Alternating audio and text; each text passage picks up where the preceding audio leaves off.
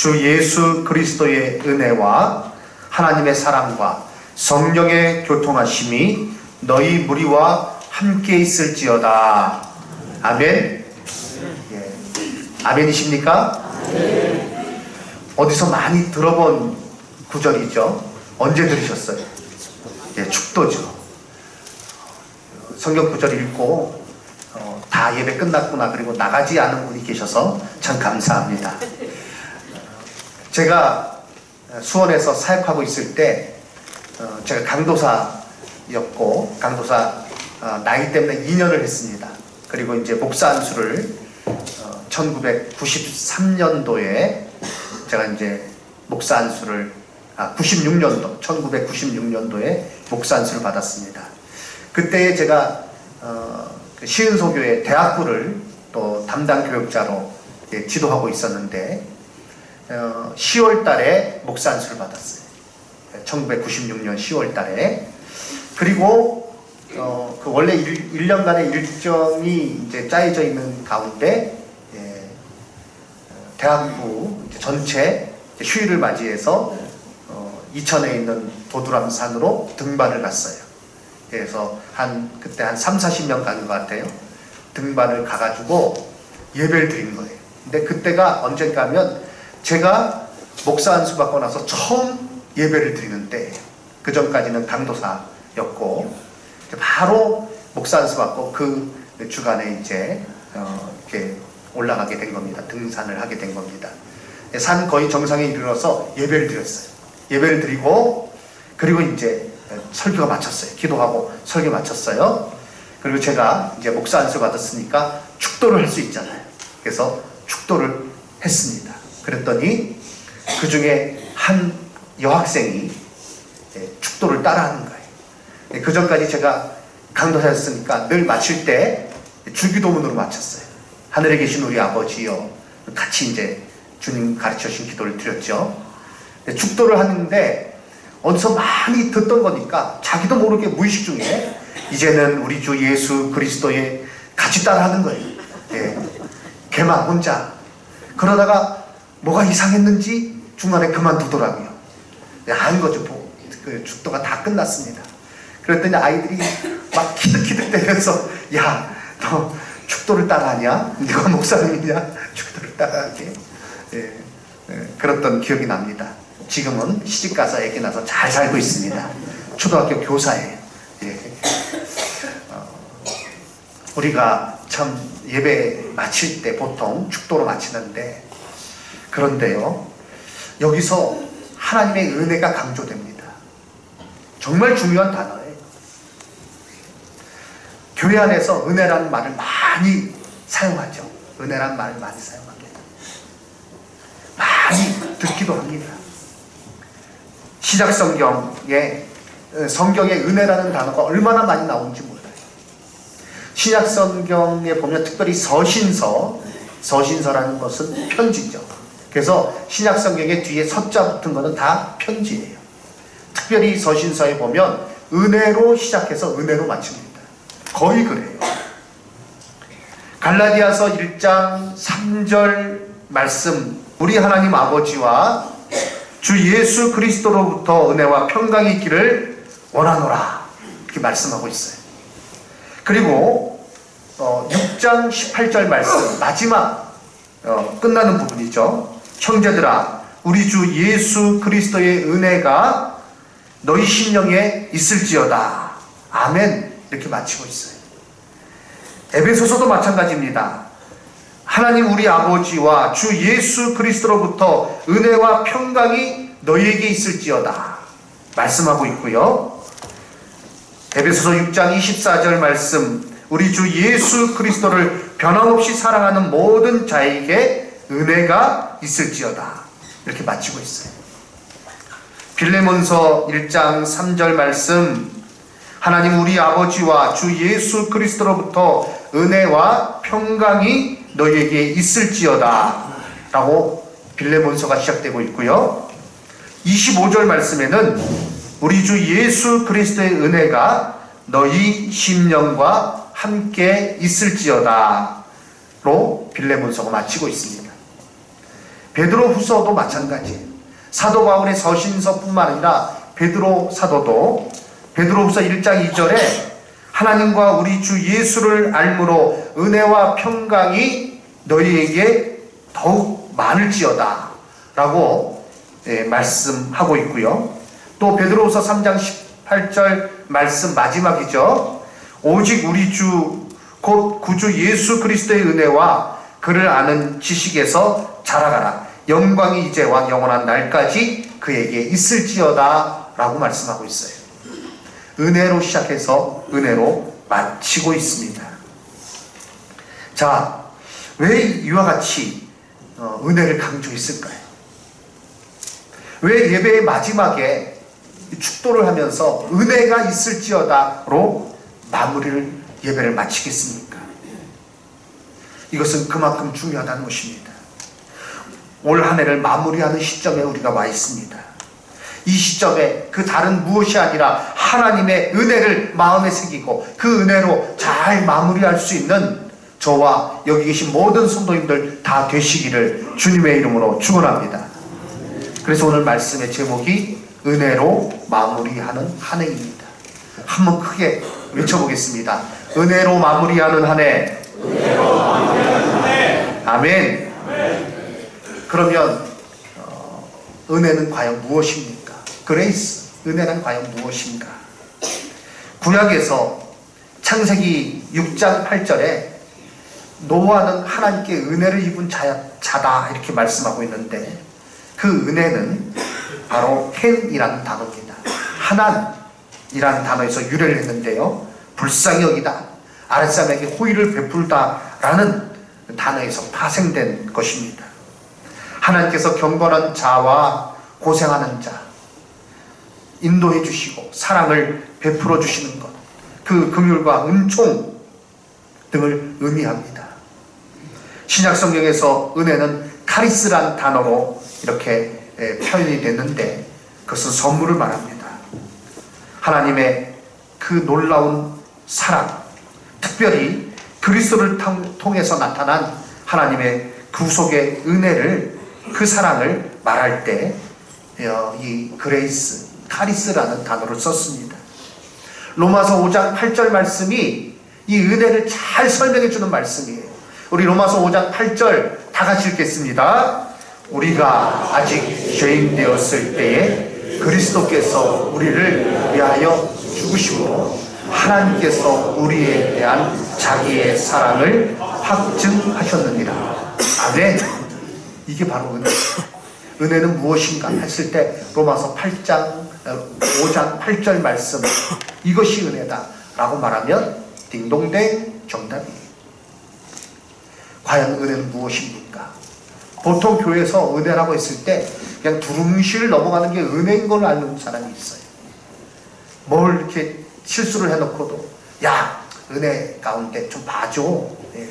또 뭐 은혜 가운데 뭐 일을 처리하고, 그런 게 은혜가 아니에요. 얼렁뚱땅 넘어가는 게 은혜가 아니라, 은혜는 분명히 아십시오.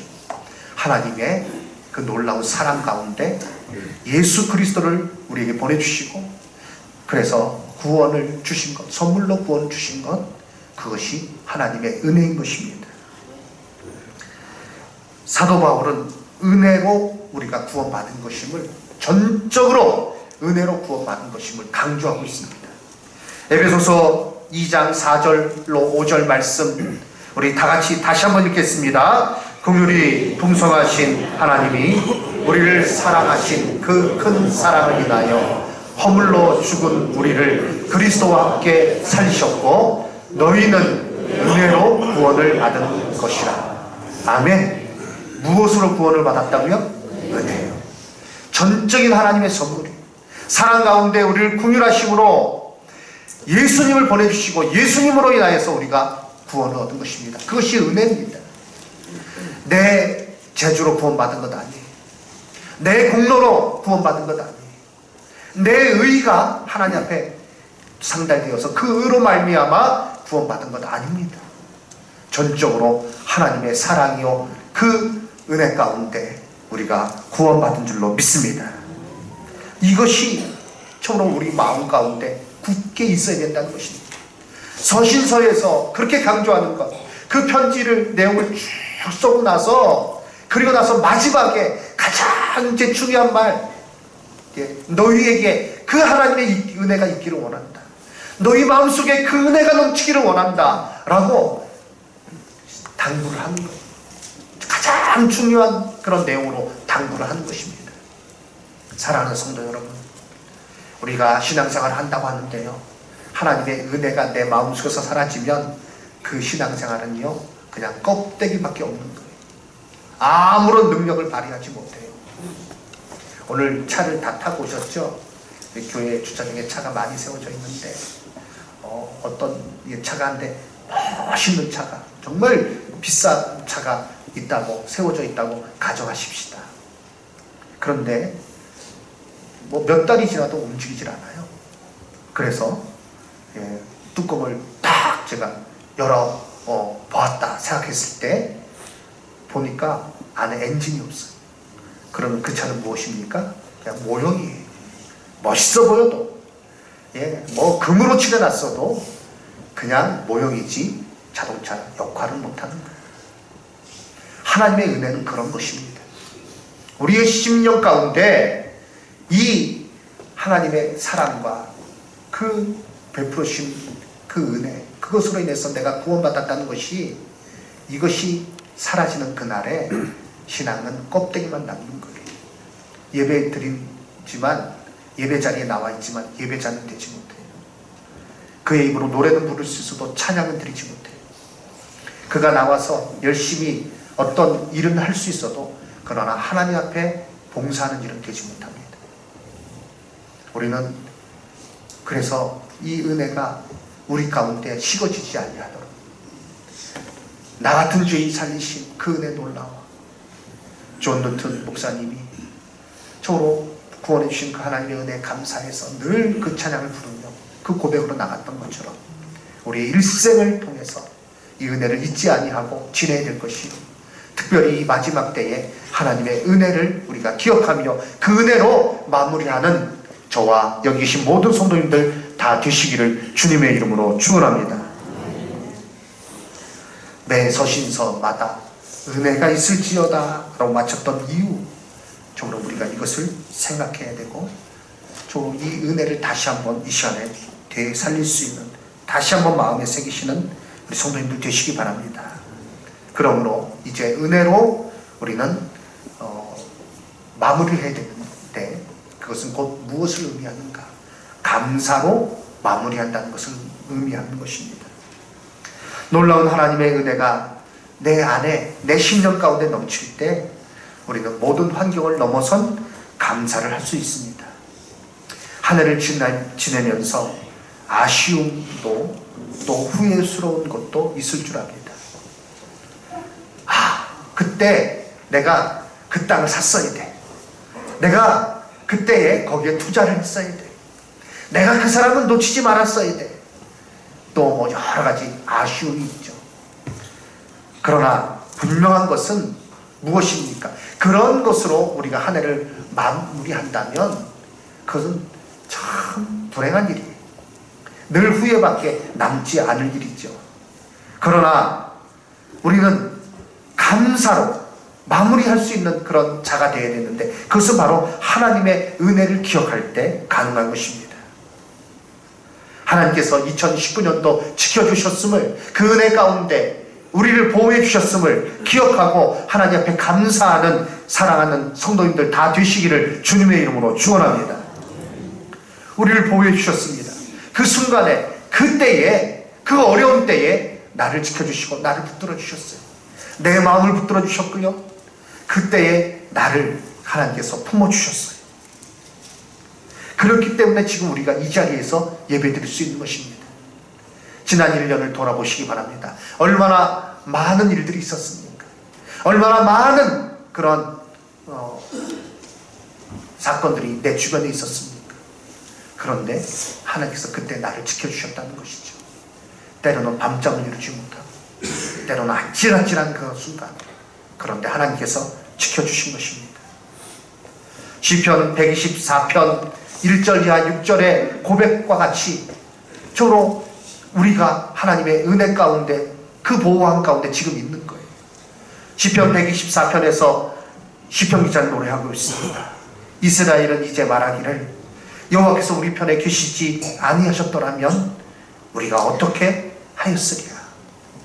사람들이 우리를 치러 일어날 때에 여호와께서 우리 편에 계시지 아니하셨더라면 그때 그들의 노여움이 우리에게 맹렬하여 우리를 산채로 삼켰을 것이다. 그때에 물이 우리를 휩쓸며 시내가 우리 영혼을 삼켰을 것이고 그때에 넘치는 물이 우리 영혼을 삼켰을 것이다. 그런데 그렇게 되지 않았다는 거예요. 자, 6절 말씀 우리 함께 읽겠습니다. 우리를 내주어 그들의 이에 씹히지 않게 하신 여호와를 찬송할지로다. 아멘. 하나님의 보호하신 가운데 지금 우리가 이와 같이 예배드리고 있는 것입니다. 하나님의 사랑에 감사합시다. 구원의 은혜에 감사해야 되겠습니다. 지켜주신 은혜에 감사해야 되겠습니다. 그래서 은혜가 내게 있으면 은혜로 마무리한다는 것은 곧 그 심령에 감사가 있다는 거예요. 여러 가지 부족한 것 아직도 있습니다. 해결되지 않은 문제들이 아직도 있습니다.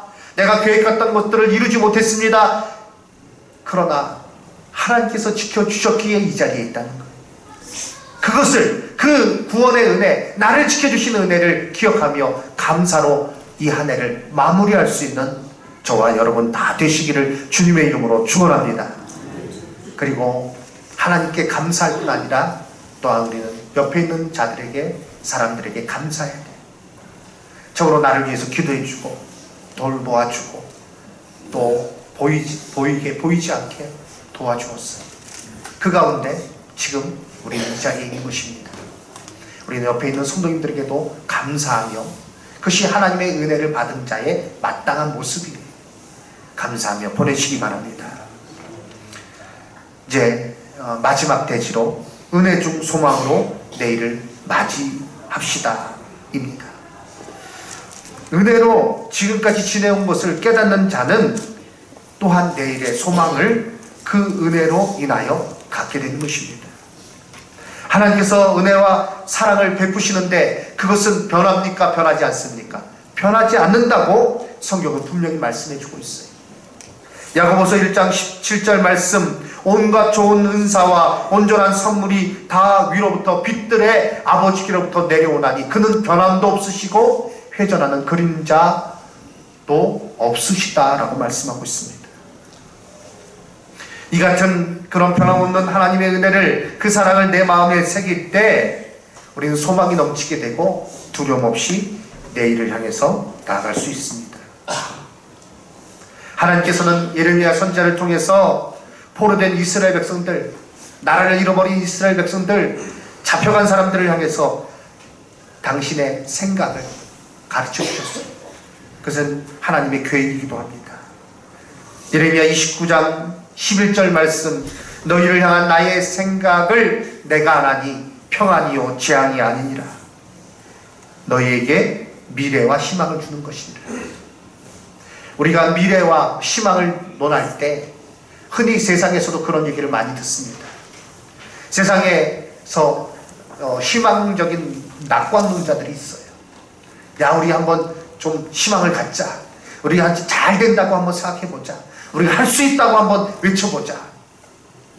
전에 보니까 미국에서 이렇게 그분이 제가 보기엔 거의 사이비 단체 그런 식으로 운영하는 것 같아요. I can do it 외치면서 I can do it, I can do it. 그렇게 말하는 분이 있어요. 소망 가운데 살자. 그런데요, 기독교에서 말하는 소망과는 전혀 다른 거예요. 세상에서 정말 흔히 긍정적인 낙관론, 그것도 어느 정도 효과는 발휘해요. 그런데 문제는 무엇인가? 그 근거가 꺾어지게 될 때, 그 평범할 때는 그것도 괜찮은 것 같아요. 근데 갑자기 상황이 어려워지면 그게 돌변해가지고요, 정말 무서운 절망론으로 변해버린다. 야, 소용없다. 이렇게 외쳐도 소용없구나. 야, 이렇게 해도 소용없구나. 그래서 희망 전도사라고 불렸던 그런 한 분이 우리나라에서 굉장히 유명했던 분이에요. TV 강연도 많이 나오고. 그런데 마지막에 그 통증, 그 증후군에 그 심한 통증을 앓는 그런 병에 걸려서 남편과 동반자살 했잖아요. 그래서 사회적으로 큰 충격을 주었습니다. 소용이 없는 거예요. 어느 정도까지는 되는데 그 이상은요, 무슨 힘으로 버팁니까? I can do it 했는데 뭘 할 수가 있어야죠. 그러니까 주저앉는 거예요. 주저앉는데 완전히 주저앉아 버리는 거예요.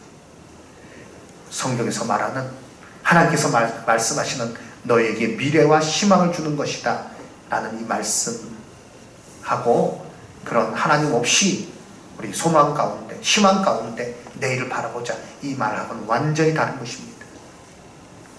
사랑하는 성도 여러분, 하나님의 은혜를 우리가 붙들게 될 때 아무리 환경이 어려워도, 아무리 힘든 일이 내게 닥쳐도, 아니 힘들면 힘들수록, 어려우면 어려울수록 그 가운데, 믿음 가운데 오는 소망은요 더 빛을 발하게 되어 있습니다. 그 소망으로, 하나님의 은혜에 기반을 둔 소망으로 2020년도를 맞이할 수 있는 여기 계신 모든 성도님들 다 되시기를 주님의 이름으로 축원합니다.